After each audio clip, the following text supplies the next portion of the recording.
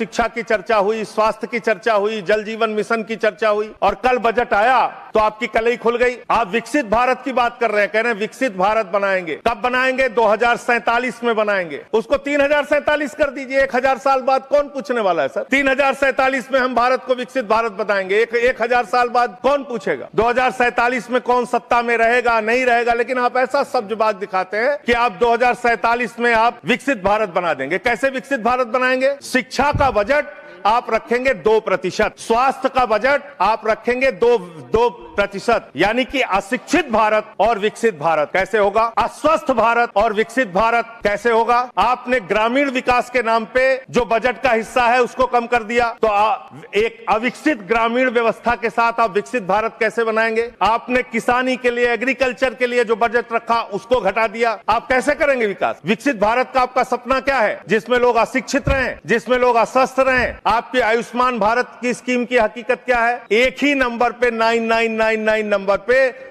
10 लाख से ज्यादा लोगों का रजिस्ट्रेशन हुआ है। 600 से ज्यादा 625 करोड़ रुपए का फ्रॉड हुआ है। आपकी सीएजी रिपोर्ट में आया आयुष्मान योजना के अंतर्गत। आपने जी राम जी योजना लागू की, उसमें आप कह रहे हैं हम 125 दिन रोजगार देंगे, और बजट में जो निर्धारण कर रहे हैं वो 125 दिन रोजगार देने के हिसाब से आप बजट का निर्धारण नहीं कर रहे हैं। इसका मतलब आपकी ये घोषणा है। पिछले साल आपने कहा कि अप्रेंटिस योजना हम पूरे देश में ला रहे हैं नौजवानों के लिए। अप्रेंटिस योजना में जो पैसा आपने सरकार की ओर से निर्धारित किया उसमें 95% कटौती कर ली। तो आप प्रशिक्षण नहीं दे सकते, रोजगार तो बहुत दूर की बात है। ये काम आपने किया। दूसरी बात,